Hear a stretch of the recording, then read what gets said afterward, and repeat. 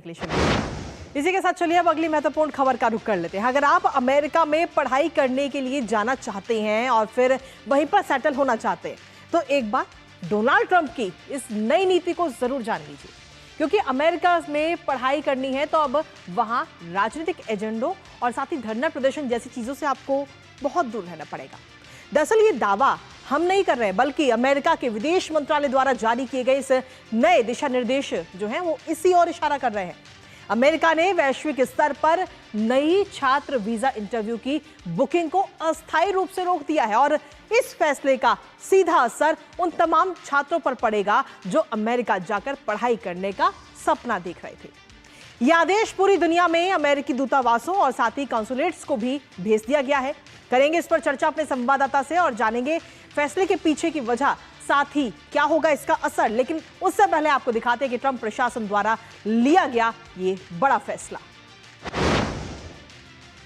तो ट्रंप प्रशासन की तरफ से, डोनाल्ड ट्रंप की तरफ से ये नया फरमान है और अमेरिकी वाणिज्य दूतावासों को ये नया निर्देश जो है वो इस वक्त जारी किया गया है। स्टूडेंट्स हो या फिर एक्सचेंज विजिटर, FM और J वीजा पर सीधे तौर पर इस वक्त रोक लगा दी गई है। इसके साथ ही अब इन छात्रों की सोशल मीडिया पर जो भी इनके सोशल मीडिया अकाउंट्स हैं उनकी पूरी तरह से जांच की जाएगी और जांच अब ये अनिवार्य हो चुकी है। यानी कि अगर आप अमेरिका जाना चाहते हैं तो उससे पहले आपके इंस्टाग्राम, टिकटॉक और एक्स जैसे जो तमाम प्लेटफॉर्म पर जो आपके अकाउंट्स हैं उनको पूरी तरह से जांचा जाएगा। लेकिन इसके साथ ही आपको ये भी बता दें कि जो इंटरव्यू पहले से ही तय हो चुके हैं वीजा के लिए, उनमें किसी प्रकार का कोई बदलाव नहीं किया गया है। लेकिन अब आगे इंटरव्यू आप नहीं कर पाएंगे। नए जो इंटरव्यू हैं वो इस लिस्ट में नहीं जोड़े जाएंगे, नए अपॉइंटमेंट नहीं जोड़े जाएंगे।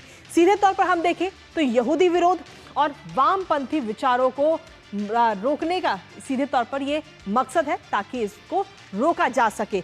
लेकिन इसके साथ ही ये नया फरमान तो आया है। इस फरमान के बाद में अमेरिकी विश्वविद्यालयों पर इसका क्या कुछ असर पड़ेगा, एक नजर उस पर भी डाल लेते हैं, क्योंकि कई अमेरिकी विश्वविद्यालयों को इससे सीधे तौर पर नुकसान हो सकता है, क्योंकि कई सारे विदेशी छात्र वहां पर हर साल जाते हैं अपनी पढ़ाई करने के लिए। तो ऐसे में वित्तीय रूप से विदेशी छात्रों पर जो विश्वविद्यालय निर्भर हैं उनको सीधे तौर पर इस फैसले से नुकसान होगा। 2023-24 में अमेरिका की अगर हम बात करें तो 11 लाख से ज्यादा विदेशी छात्र वहां पर रजिस्टर किए गए थे।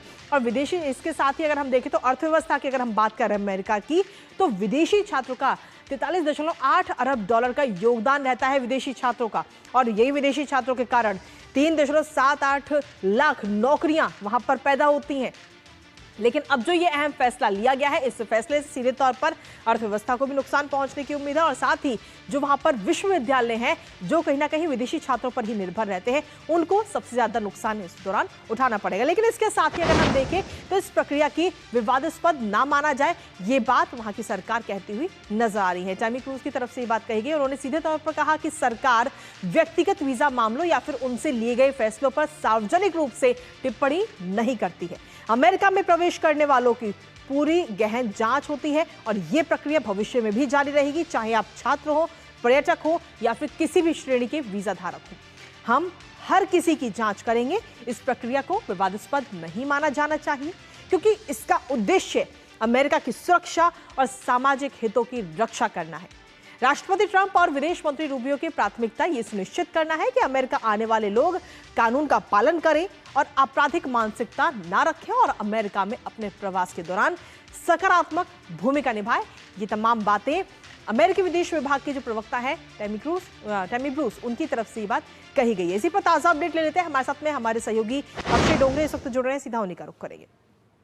अक्षय, सीधे तौर पर ये जो अहम फैसला अभी लिया गया है ट्रंप प्रशासन की तरफ से कि जो भी विदेशी छात्र अमेरिका में पढ़ना चाहते हैं, वहां जाकर के पढ़ाई करना चाहते हैं, उनको अब इंटरव्यू के दौरान उनके पूरा जो सोशल मीडिया अकाउंट्स हैं वो पूरे जांचे जाएंगे।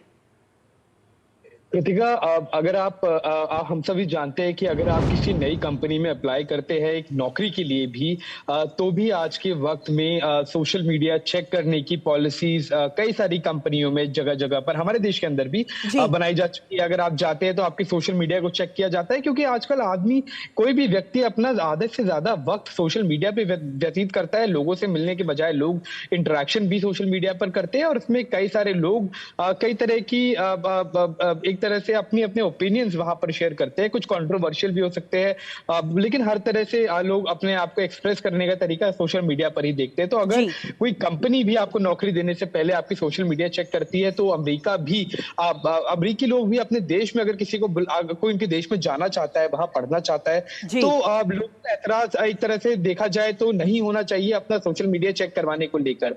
आप अब अगर बात की जाए छात्रों की, तो कई सारे ऐसे मामले आए हैं कि छात्र चले तो जाते हैं अमेरिका, लेकिन फिर अमेरिका विरोधी ही वो बयान लगातार अपने सोशल मीडिया पर डालते रहते हैं। खासतौर पे पाकिस्तान या फिर अन्य इन देशों के अगर लोगों की बात की जाए, पाकिस्तान की ही खास तौर पे, तो पाकिस्तानी एक तरह से देखा गया कि स्टूडेंट जब जाते हैं तो वो अपनी डोमेस्टिक पॉलिटिक्स वहीं पर लेकर जाते हैं। कई सारे लोग जो दुनिया भर के लोग जो वहां पर जाते हैं, अपने डोमेस्टिक इश्यूज वहां लेकर जाते हैं।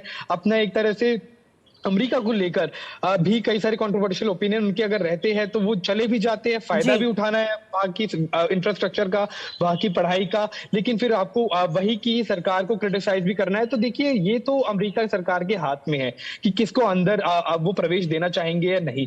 सेम तो ठीक तौर पे उसी तरह जिस तरह से अगर भारत में भी अगर आपको वीजा लेना है, तो भी इंटरव्यू के दौरान अगर हमें लगता है कि कोई व्यक्ति भारत विरोधी कोई विचारधारा रखता है, तो देश में जाहिर तौर पे नहीं लाना चाहेंगे। ऐसे में ही अब अमेरिकी सरकार की जो पॉलिसी है, वो वही चाहेंगे कि उनकी पॉलिसी के हिसाब से जो लोग चले वो आए।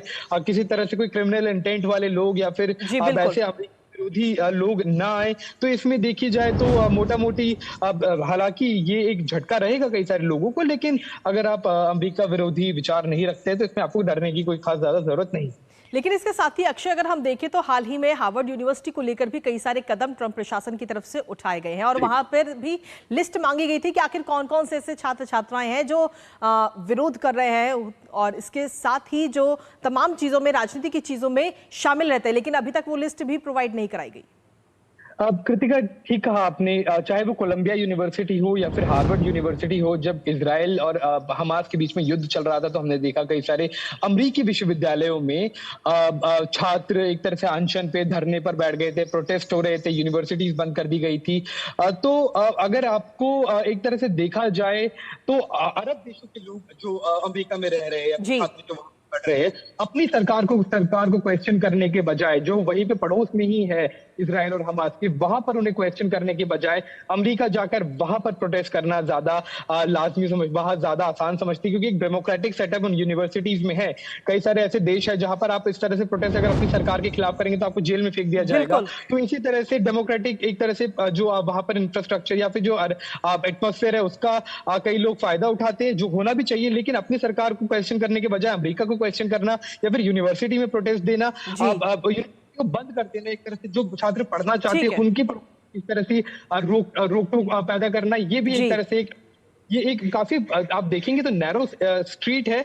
काफी ये छात्रों को अपने डेमोक्रेटिक राइट का इस्तेमाल करते हुए ये भी सुनिश्चित करना चाहिए। ठीक है, चलिए, बहुत बहुत शुक्रिया फिलहाल तमाम जानकारी हमारे साथ साझा करने के लिए अक्षय। तो कुल मिलाकर हम देखें तो ये अहम फैसला इस वक्त हाल ही में ट्रंप प्रशासन की तरफ से लिया गया। नजर इस पर लगातार बनी रहेगी, लेकिन इसी बीच न्यूज पंच वक्त एक छोटे से ब्रेक